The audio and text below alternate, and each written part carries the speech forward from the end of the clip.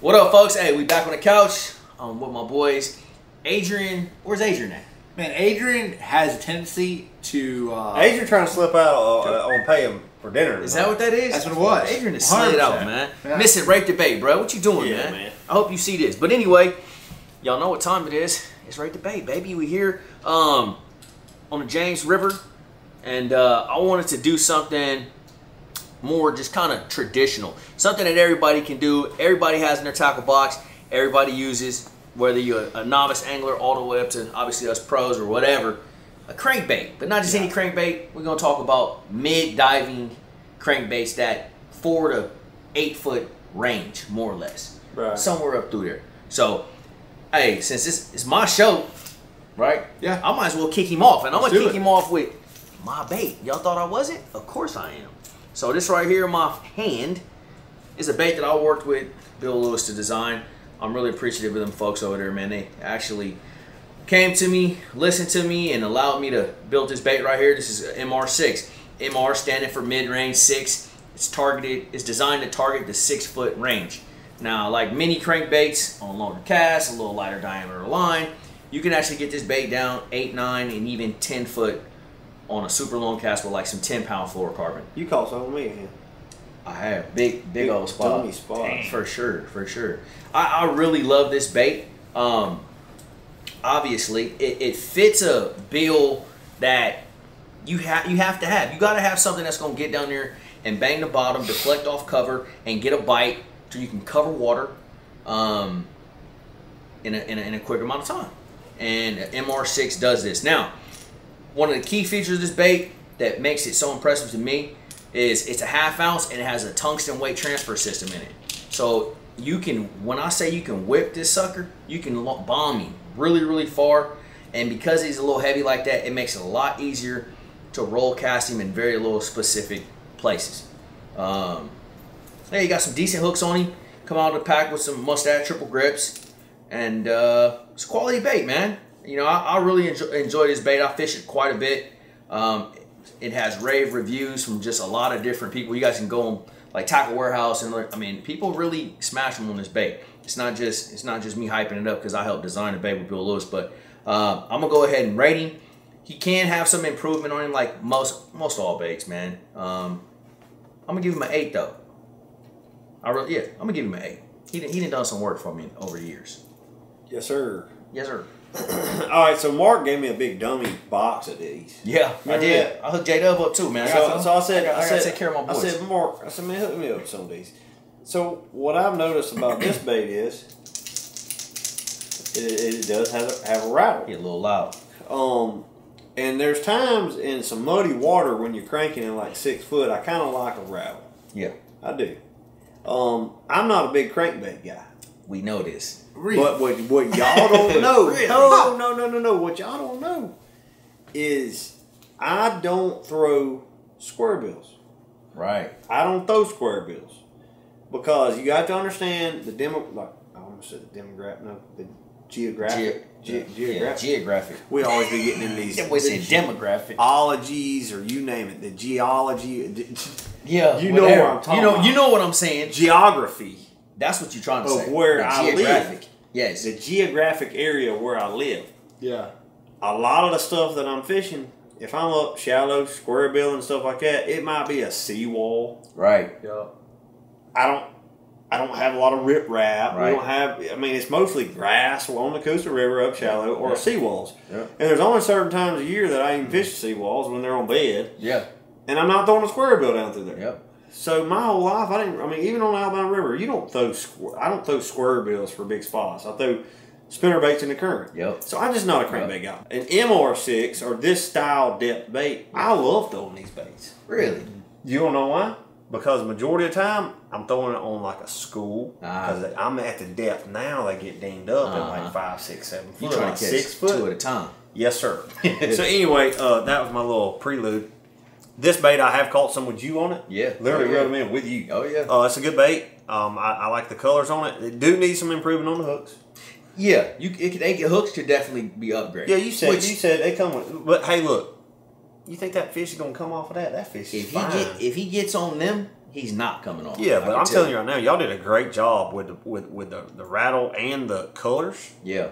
I like the eyeballs on it. Yeah, it's a good bait. Nice eyes, bro. I'm gonna rate him an 8 out of 10. Damn. I'm gonna give him an 8. Okay. I am gonna give him an 8 because he's a good bait. He's a really good bait. Yeah, he is. He really is. 8, 7.8, somewhere through there. There we go. In that range. He's up there. Points on there. He's all right. I'm gonna give him a 2.2. Damn. No, I'm just kidding. No, man, you can't do that. That's a good bait. All right, so this is the deal.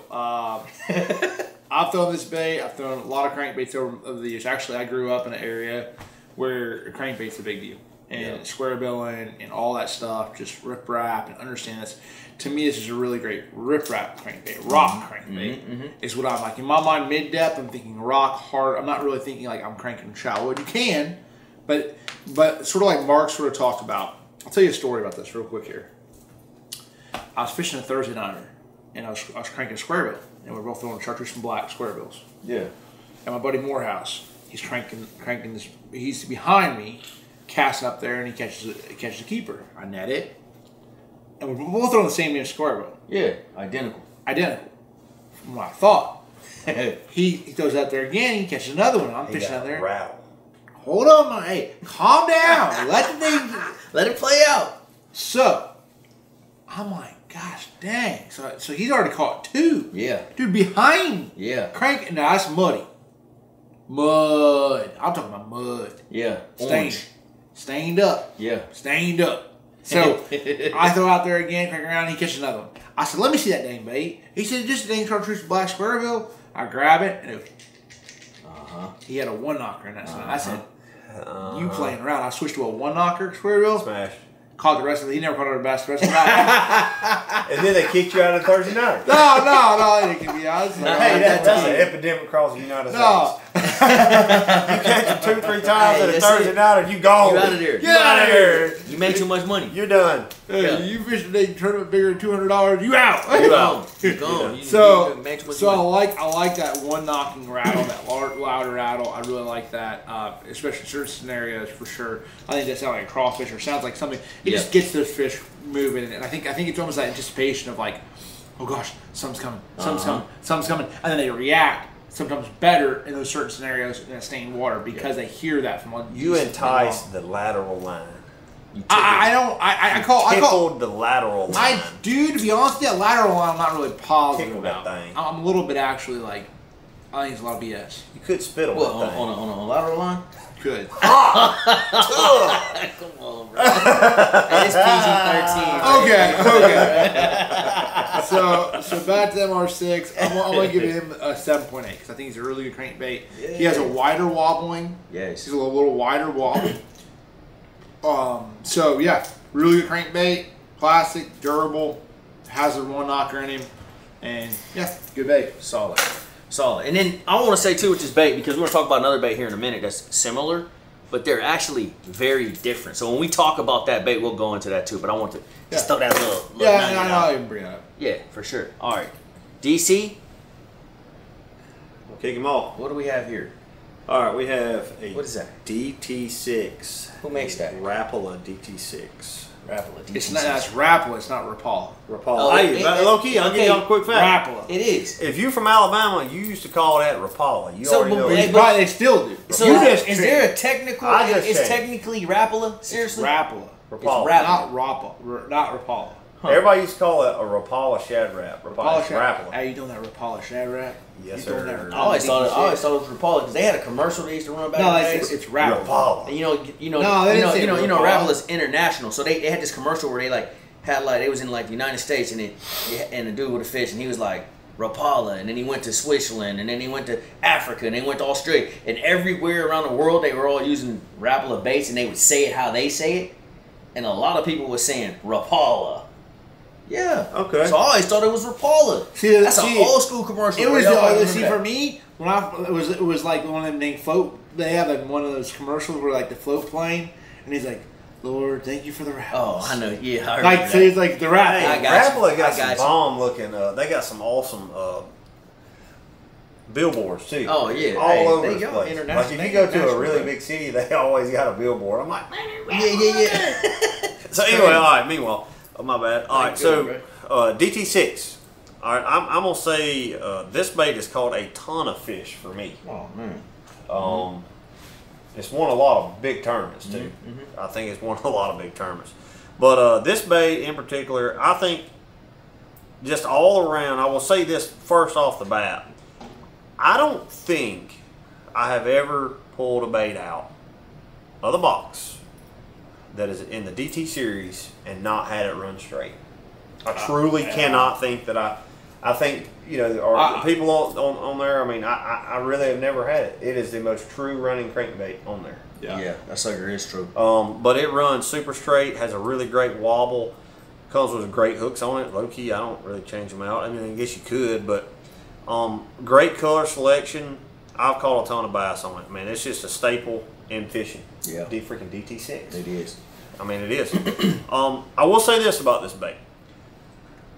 This bait is made out of balsa. Okay?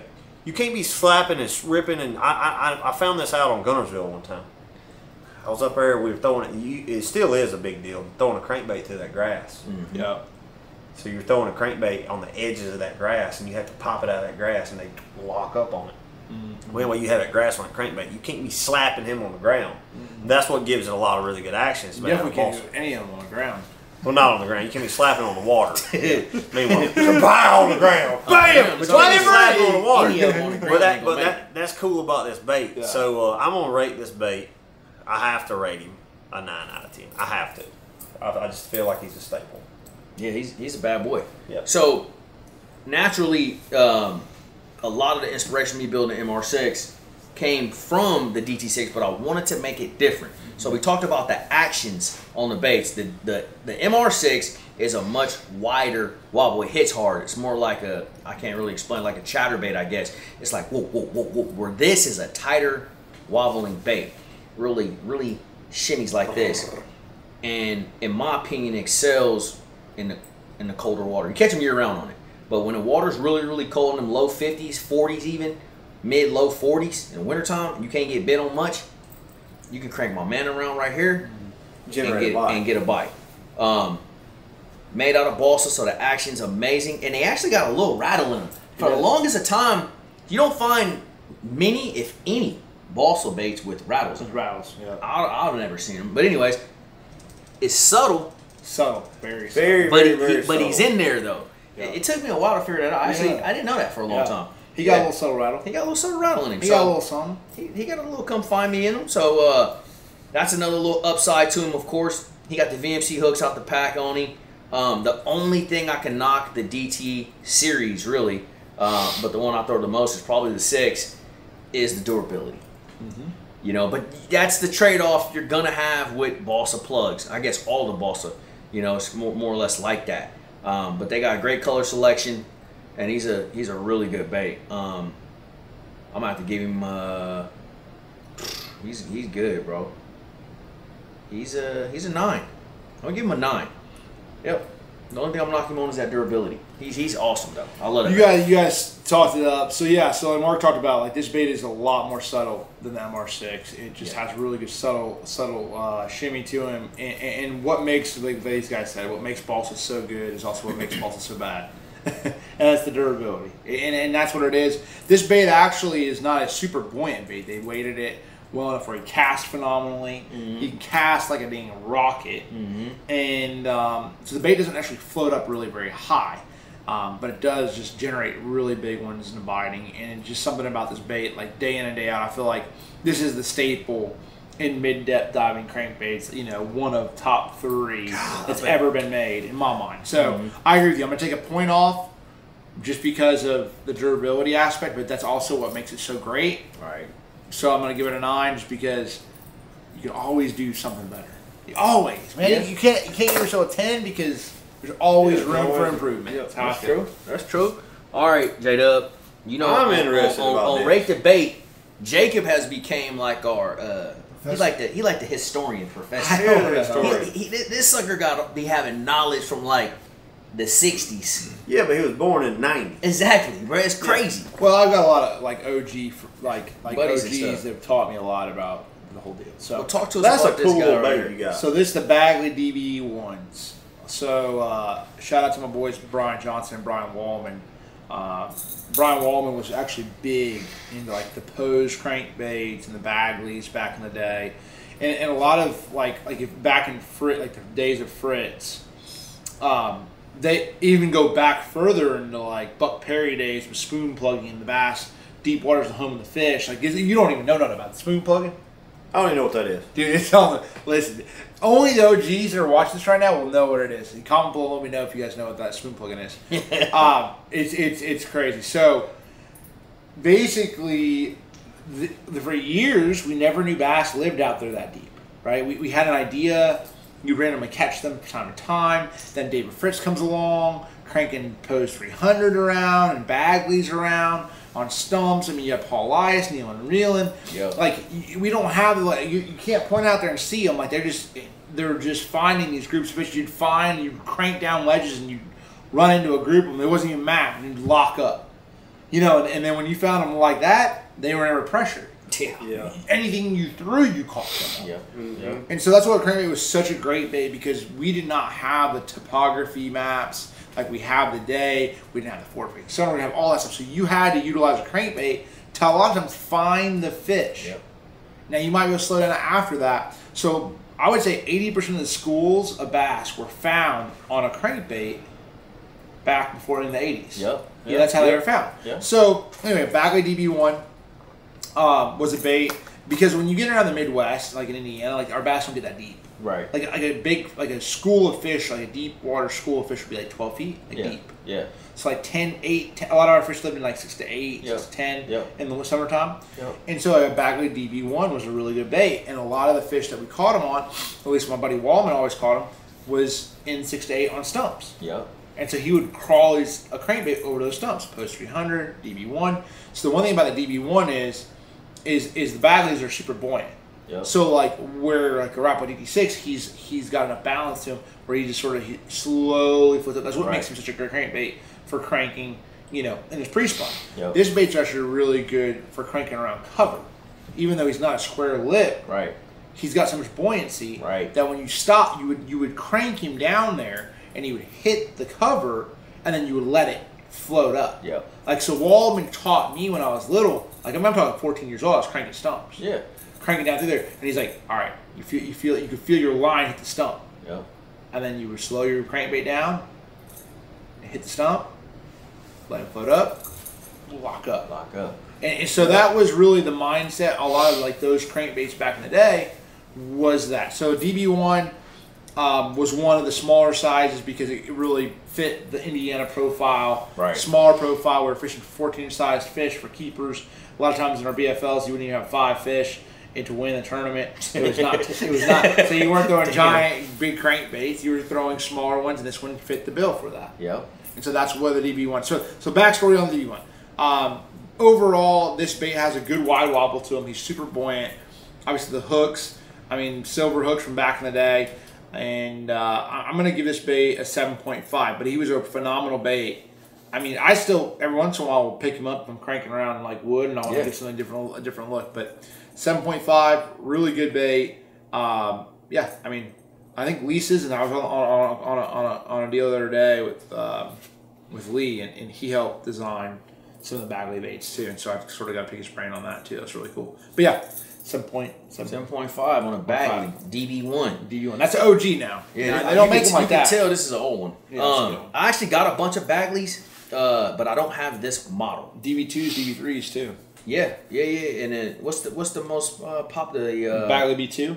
The B1, I think. They got a B1. They got a Bagley B2 square bill. The one like B2. Talk one B2. Maybe it's a B2. The Bagley B2 square bill. That's what like Talk one, the classic one.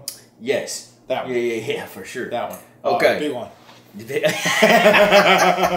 I shot on top, bro. One of the classic on Bagleys.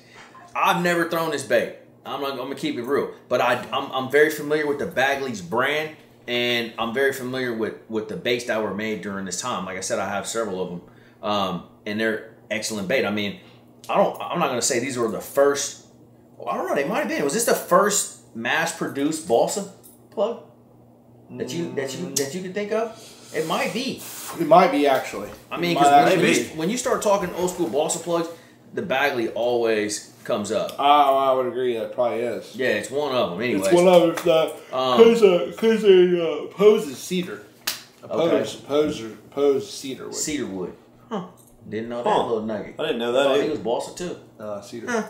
Never know what you might learn from old J-Dub. Hey. But I'm going to go ahead and rate this guy because I don't know much about him. He does need some upgrade on his hooks, but I bet you this sucker has excellent action because it is a Bagley's and it's made out of balsa. And it's old. And it's an old school bait, so you know this is one I'm probably going to have to try to steal from J-Dub when he ain't looking, boy. That's pretty too. Yeah, he is. This is a nice one. They did good. They did a good job on this. I'm gonna give him a 7.5 just because I don't know anything about him. Yeah. And I don't want to give y'all some bad information. I'd be lying on here, but I do know the Bagley's brand, and so I guarantee he's a fish catcher. So 7.5 it is, man. All right, I gotta throw this out there. Y'all boys down there on the Mobile Delta, these guys, when I tell you they get their rocks off on them Bagley B2s, Yeah. Love them. it's like a gym down there, buddy. Yeah. When I tell you they are scraping and clawing trying to find them on the eBay, everything, it's got to be a Bagley B2. It's got to be one of them Bagley square bills. It may be, y'all comment below if it's one of them, whatever it is, that square bill. Them cypress knees. They didn't see him, huh? They done ground the wood off on them knees down there with them damn Bagley B2s. They love them. Me, I've never thrown them. Yep. Don't know nothing about it. Yep. I ain't gonna act like it. I've never thrown this bait, but I like him because he's little. He's got that short little body. Yeah. Big bill. He looks cool to me. I never thrown him before. I'm gonna trust what y'all said. He's I'm right there with you. He's an old school staple. Yeah. Had a lot of inspiration for the baits that we see nowadays. Exactly. So I'm gonna rate him a 7 out of 10. There it is. 7 out of 10. You know, on Rate the Bait, we always got to give some back. We try to some backstory where the mid-range crankbait came from, how it started, how it progressed from balsa to plastic. You know, just all the different progression of it. And so that's why you got to bring brands like the Bagley in. There's others that we don't have. You know, Bandits and Normans, and I mean the list is long. Yeah. You know, there's a lot of other baits, but go ahead, DC. No, you get it. No, you go ahead. No, I got a long story for this. Do you? Y'all don't know nothing about this. Hey, who don't? Oh, I don't know about the story, probably. Oh, I know something about this, though. I got that. All right, so look, the last one we got right here for y'all. This is a bomber. This is a 6A bomber. And I got to give a shout out to a buddy back home that put me on this. Fire Tiger. And this color, Fire Tiger. This is old school. We don't even hardly see this anymore. You don't see Fire Tiger. No, my boy Larry Cooper, man. I'm from Bank. That's the club that I grew up in, Bass Anglers in Northern California. And Larry used to take me and my dad out on the Delta, and we throw number 6A and number 7 bombers in the crawfish color, the red crawfish color. And we used to smash. You hear me? I'm talking about reel them in, son. It was unbelievable. I thought that was the only crankbait in the world for a long time. Because I'm like, we caught so many bass on it, you don't want to throw nothing else. Straight bombers, bro. And I used to crank like a madman on the Delta with this bad boy. Smashing. Bombing. Smashing. So you know G Cranker. Yeah, I grew up cranking, for sure. Yeah. See, the Delta, if you've never been, the California Delta is completely nothing but riprap. All of the banks, all the shoreline is nothing but rock riprap. And we got tons of crawfish. Smash. Oh, dude, destroy. And we didn't used to always have the heavy grass growth that we had. Yeah. So you would literally just be going down a rocky bank with a square bill or something like this, a wiggle board or something like this, and just locking it up. Yeah, giant ones too. It was crazy. But anyways, I learned a lot about cranking throwing this right here from my buddy Larry Cooper, so I appreciate that. But the Bomber 6A, man, wide wobbling bait though. He got a nice little wobble to him. And I'm gonna tell you something that's out there that's kind of a misnomer. You can't throw wide wobbling crankbaits when the water's cold. Yeah, it's garbage. That's not true. Crazy. Yeah, No, because the wiggle board catches the crap out of it. that's what I'm saying. That is not true. And I learned that firsthand from throwing this bait right here. We throw this sucker all through the winter. Yeah. Water temps in the high 40s. Here come a bomber. Locking him up. Got him. So I learned that right off the bat that was not true. But I love this bait, man. This one right here doesn't have rattles in them, but they later start making them with rattles as well. But it's just a fish catching bait, man. Old school, been around a long time.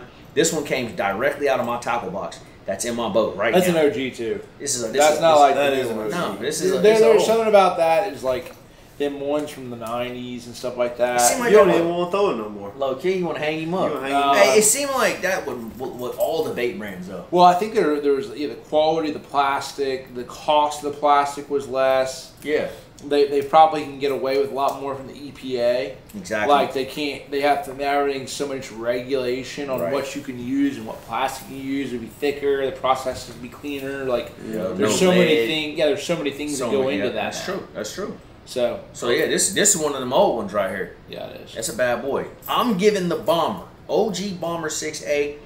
I don't really throw them anymore, like today's tournaments. Although he lives in my boat though, just because you just never know. You never know the scenario. I might have to dig my box to pull him out.